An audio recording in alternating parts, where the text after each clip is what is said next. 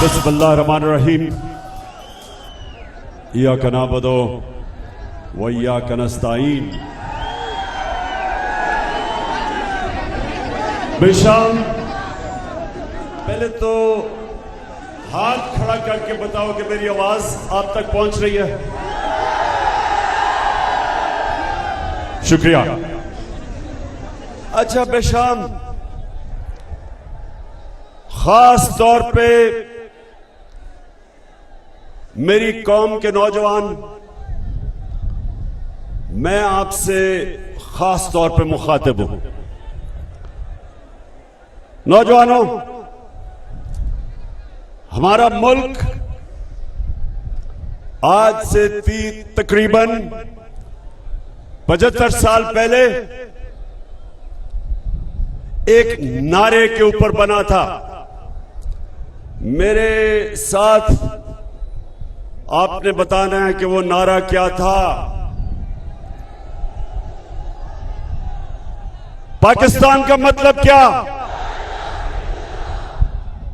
मेरा तेरा रिश्ता क्या? ला इलाहा इल्लल्लाह। यानी कि नौजवानों सुनो, सब हमारे दीन का राज ला इलाहा इल्लल्लाह में है। मतलब कि अल्लाह, तेरे अलावा कोई खुदा नहीं, और जो शिर्क है वो सिर्फ पत्थर के बुतों की पूजा करना शिर्क नहीं। शांगला के नौजवानों, पैसे के बुत की पूजा शिर्क है। झूठ बोलने के बुत की पूजा शिर्क है, और खौफ के बुत की पूजा करना सबसे बड़ा शिर्क है। क्योंकि खौफ एक कौम को, एक इंसान को गुलाम बना देता है। तो शोंगला के नौजवानों, याद रखना, कभी कोई बड़ा इंसान नहीं बना जो सबसे पहले खौफ के बुत को नहीं तोड़ता। तो जो कौम खौफ के बुत को नहीं तोड़ती वो गुलाम बन जाती है। और मैं आज आपके पास आया हूं पाकिस्तान की हकीकी आजादी की तहरीक के लिए। इस मुल्क को हकीकी तौर पे आजाद करना। और आजादी क्या है नौजवानों? आजादी क्या है? आजादी वो है जब कौम अपने लोगों के मफादात के लिए फैसले करती है, किसी और मुल्क के लिए फैसले नहीं करती, अपने लिए फैसले करती है। तो आप सबके लिए कि क्यों जरूरी है ये? अब पाकिस्तान में पेट्रोल और डीजल की कीमत बढ़ गई है।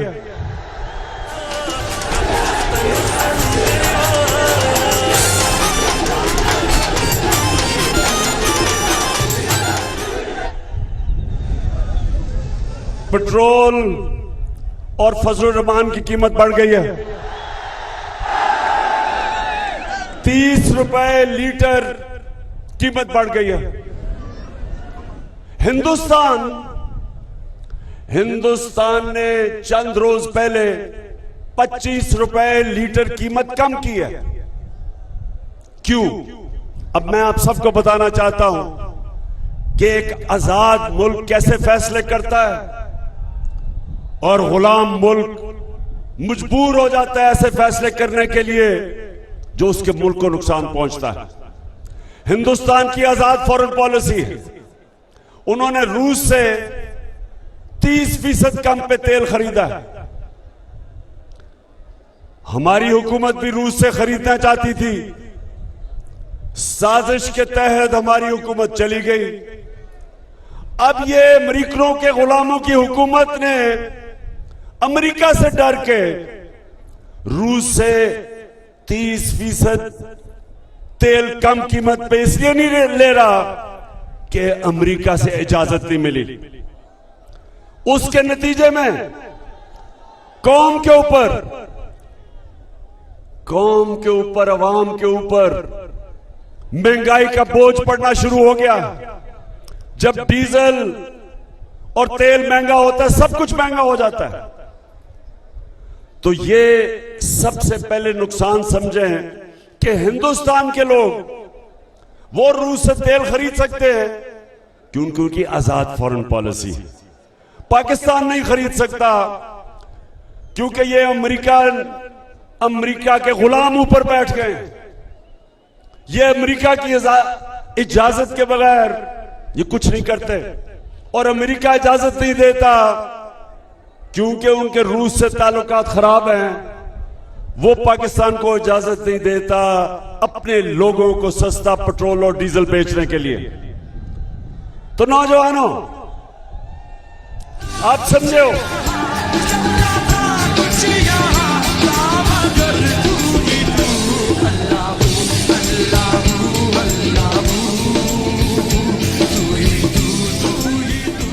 और ये सिर्फ यही नहीं कि कौम को नुकसान हो रहा है माशी तौर पे। एक कौम अपने नजरिए पे भी नहीं खड़ी हो सकती। एक पाकिस्तान का डेलीगेशन इस्राइल गया पाकिस्तान का डेलीगेशन। उसमें एक सरकारी नौकर भी है जो सरकारी इदारे में काम करता है। हिंदुस्तान से अच्छे ताल्लुकात करना चाहते हैं,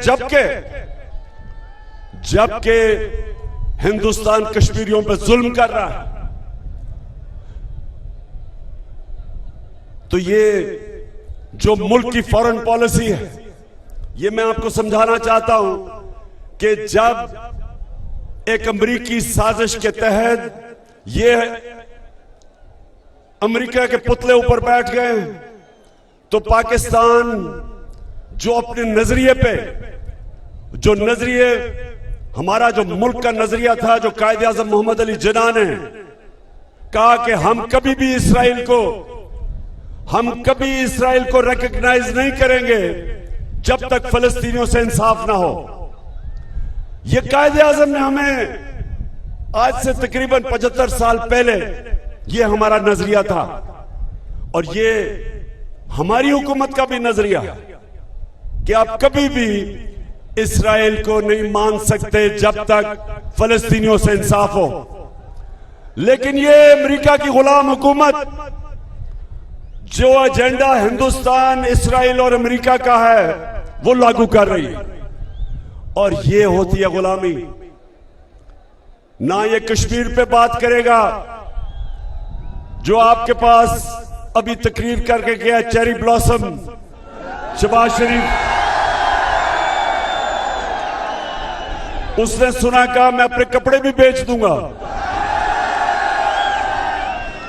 कपड़े बेच देना चाहिए क्योंकि गंदम आटे की कीमत, आप मुझे बताएं कि जब से ये आए हैं आटे की कीमत किधर गई है? महंगा हुआ आटा, पेट्रोल, डीजल, बिजली महंगी हुई। तो उसने जब यहां खड़े होकर आपके सामने तकरीर की तो आपने उससे पूछना चाहिए था कि आप अमेरिका की गुलामी क्यों कर रहे हैं। तो वो उसने आपको जवाब, अगर सच्चा जवाब ये देता कि उसके और उसके खानदान के सारे पैसे मुल्क से बाहर पड़े हैं और उसको खौफ है कि अगर अमेरिका नाराज हो गया तो उनके पैसे चले जाएंगे। तो इसलिए शांगला, आज मैं आपसे वादा लेने आया हूं कि आपने मेरे साथ खड़ा होना है मेरे हकीकी आजादी की तहरीक में।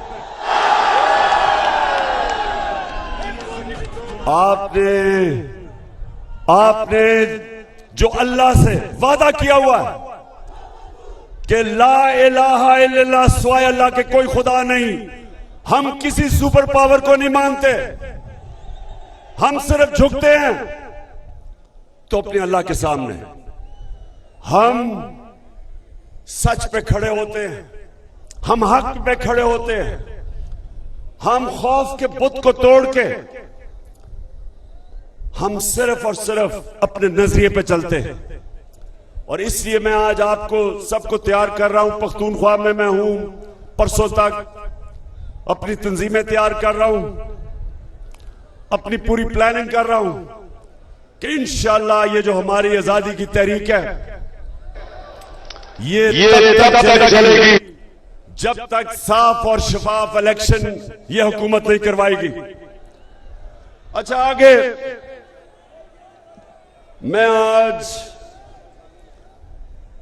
अपनी कौम के सामने, जरा ये आप नौजवानों गौर से सुनना आपने मेरी बात।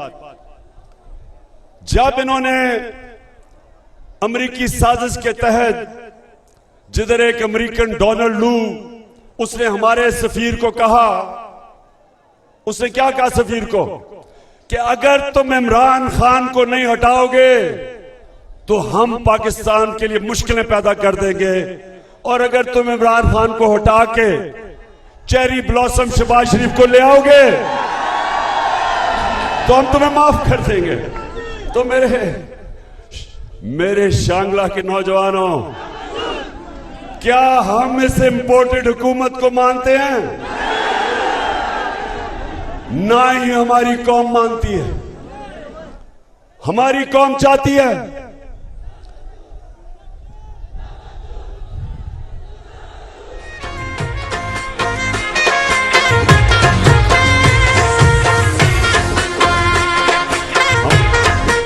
हमारी कौम चाहती है कि वो इस मुल्क में पार्टी इक्तदार में आए जो हमारी कौम की वोटों से आए।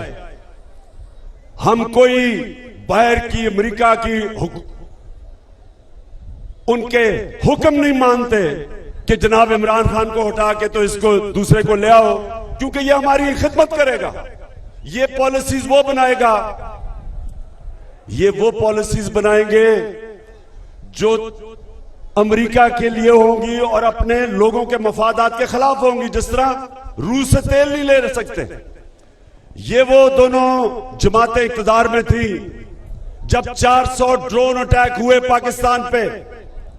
अमेरिका की जंग भी लड़ रहे थे और ड्रोन अटैक भी वो हमारे पे कर रहे थे, हमारे लोग मर रहे थे।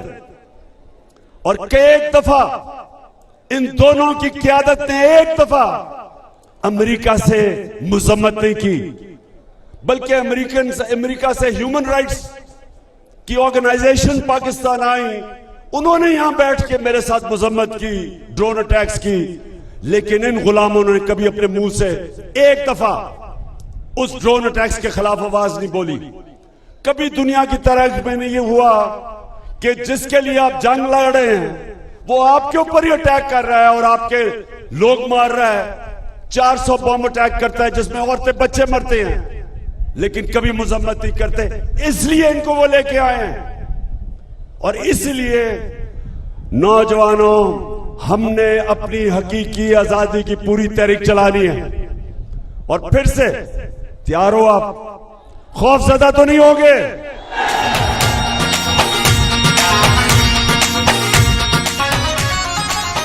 हमारी जब हुकूमत थी तो नौजवानों समझ लो कि पिछले 2 सालों में पाकिस्तान की तारीख में जो तेजी से हमारी दौलत में इजाफा हो रहा था, जिसे कहते हैं जीडीपी ग्रोथ रेट 5.6% और 6% थी, इसका मतलब मुल्क सही रास्ते पे जा रहा था।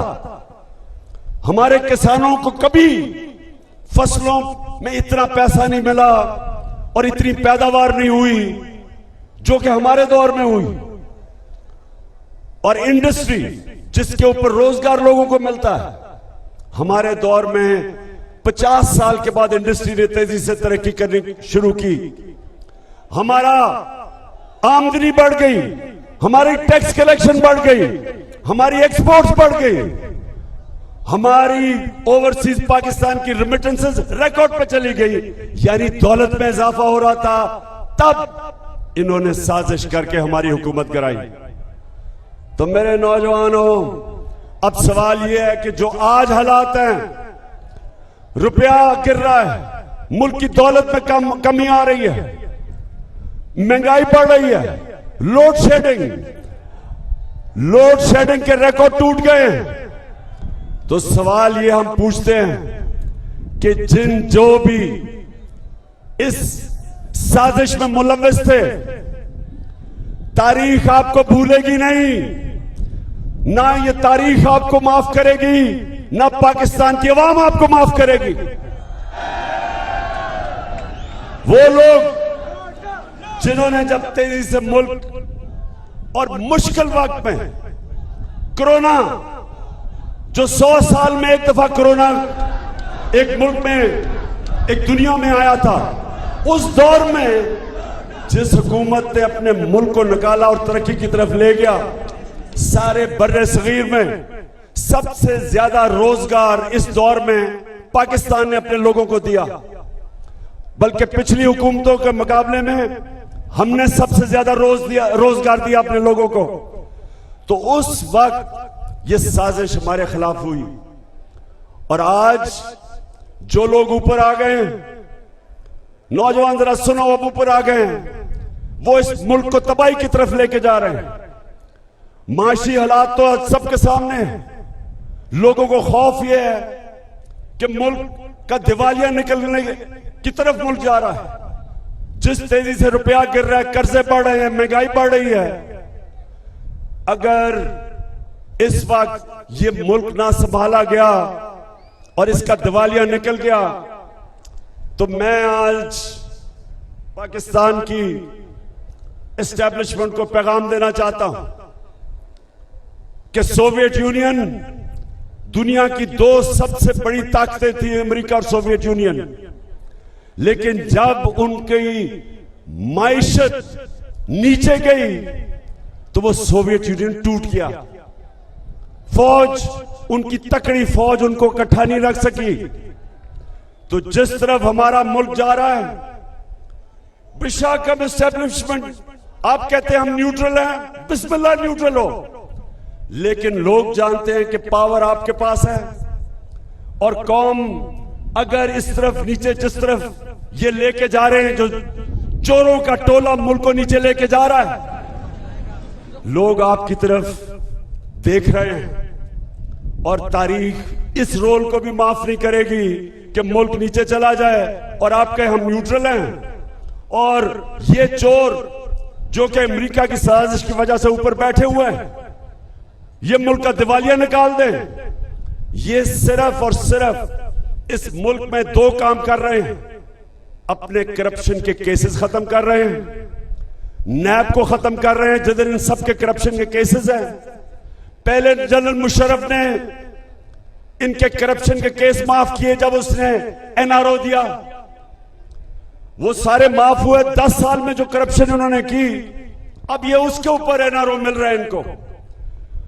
जब ताकतवर की करप्शन, जब एक माशरा ताकतवर डाकू को नहीं पकड़ सकता, मेरे नबी सल्लल्लाहु अलैहि वसल्लम ने कहा कि वो कौमें तबाह हो जाती हैं जो ताकतवर डाकू को नहीं पकड़ती और सिर्फ छोटे चोरों को पकड़ती है। वो कौम तबाह हो जाती है। सिर्फ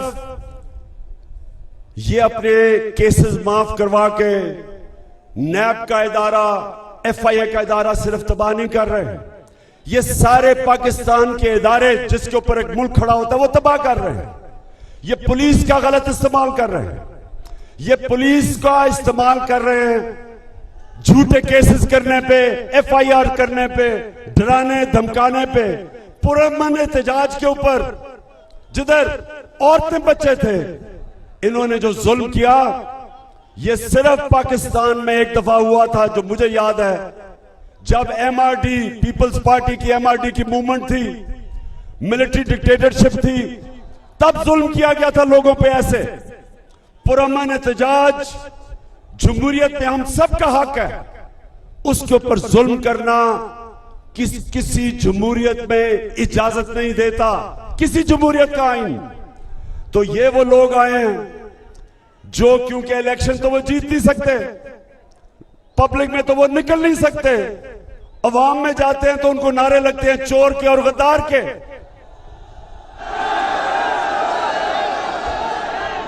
तो इलेक्शन तो ये जीत नहीं सकते।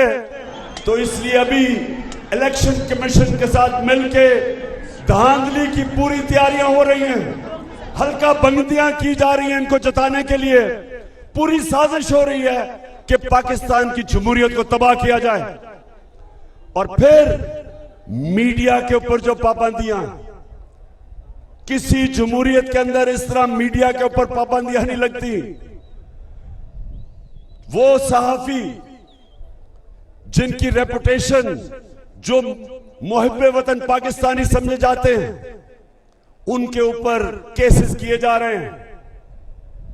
इमरान रियाज खान पे, अरशद शरीफ पे, समी इब्राहिम पे, साबिर शाकिर पे, IRY के ऊपर हर किस्म की, चाहे उसको कभी नीचे कर देते हैं, कभी ऊपर के लोग देख ना सके। बोल्ड टेलीविजन, उसका जो शोएब, उनका जो हेड है, उसके ऊपर केसेस। तो मैं अपनी कौम से आज ये कहता हूं कि जो ये हो रहा है आज मेरे मुल्क में, जमहूरियत को नुकसान, माइशत तबाह, महंगाई, अमेरिका की गुलामी, इदारों की तबाही, बड़े बड़े चोर अरबों रुपए की चोरी करके NRO चोरी माफ। तो मैं फिर आज अपनी सारी कौम को कहता हूं, तैयारी करें। मैं इंशाअल्लाह परसों मेरा दीर में जलसा है, उसमें मैं अपना अगला लाएमल दूंगा। सुप्रीम कोर्ट ने जो फैसला किया है उसके ऊपर हम स्टडी कर रहे हैं। आइन और कानून के बीच में रह के इंशाअल्लाह मैं परसों अपनी तहरीक का आगाज करूंगा। आगाज तो हो चुका है, मेरा मतलब अगला लाएमल दूंगा, और उसमें आपने तैयार होना है। तमाशी दिन विनवी में फलुना दी नवी स्पिन सहर नवी दजुन खुली रंगुना दी नन सर योजे दम दो गिल मंजर ना दी ताव शप मैदान दा तणो संदर वाया वाया वाया दपोख्तनु संदर वाया वाया वाया दपोख्तनु आखिर में बेशाम के नौजवानों, मैं आज अब सबके सामने खड़ा होकर कहता हूं कि मुझे पहली दफा, ये मैं आज से एक वो इंसान जो तकरीबन पाकिस्तान के साथ साथ बड़ा हुआ है, तकरीबन मेरी उम्र पाकिस्तान जितनी है, मैं आज आपको सबसे अब इसका क्या कहूं कि मुझे जितनी खुशी है इस चीज पे, अपनी जिंदगी में जो मुझे खुशी हुई,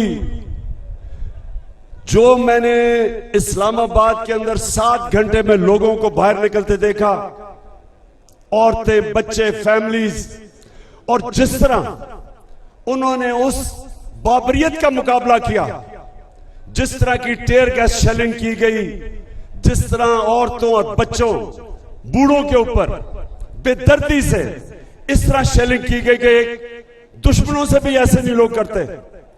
अंग्रेजों ने, एक जनरल डायर था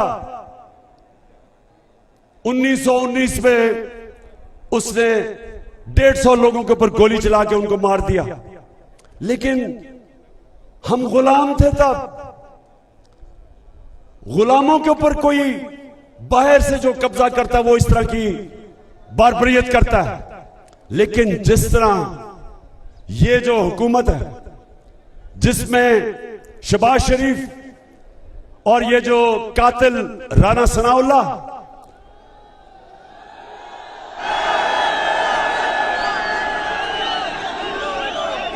और नौजवानों याद रखना, जालिम इंसान हमेशा बुज़दिल होता है। सिर्फ बुज़दिल लोग इस तरह औरतों बच्चों के ऊपर जुल्म करते हैं जो ये उन्होंने किया। लेकिन जिस तरह मेरी कौम खड़ी हुई, मैं आज सलाम करता हूं।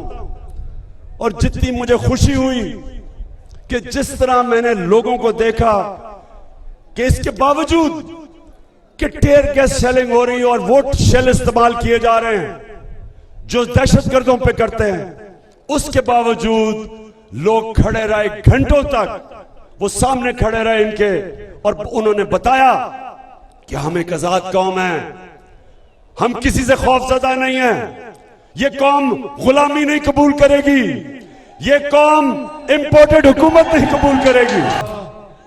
नौजवानों, आखिर में मैं शौकत यूसुफ से ही आपको सारी जो हमारी टीम है, जिस तरह आपने बल्दियाती इलेक्शन में सारा इलाका स्वीप किया है, मैं उसके लिए भी आपका शुक्रिया अदा करता हूं। और जो रही सही कसर है, इंशाल्लाह हम तैयारी कर रहे हैं कि यहां से सारे इस इलाके से सफाया हो जाए उन लोगों का जो इंपोर्टेड हुकूमत का हिस्सा है। तो शांगला, फिर से आखिर में, क्या आप, जब मैं आपको कॉल दूंगा, आप तैयार हो? समुद्र से लीडर खौफ का बुत आपने तोड़ दिया है। कुरान की आयत है, अल्लाह कुरान में कहता है जो लोग ईमान ले आए अल्लाह उनके खौफ दूर कर देता है। ईमान वाला इंसान स्वाय अल्लाह के किसी के सामने झुकता नहीं है। शेर से खत्म करता हूं अपनी तकरीर कि एक सजदा, अच्छा और करता हूं, एक सजदा जिसको तू गिरा समझता है, देता है लाखों सजदों से निजात। जब आप एक अल्लाह के सामने सजदा करते हैं, आप आजाद हो जाते हैं, किसी के सामने आपको झुकना नहीं पड़ता। और वही मैं चाहता हूं कि ये थी इलामा इकबाल जो कौम चाहते थे, वो कौम बन रही है। अब इंशाल्लाह वो पाकिस्तान खड़ा हो रहा है। पाकिस्तान जिंदाबाद।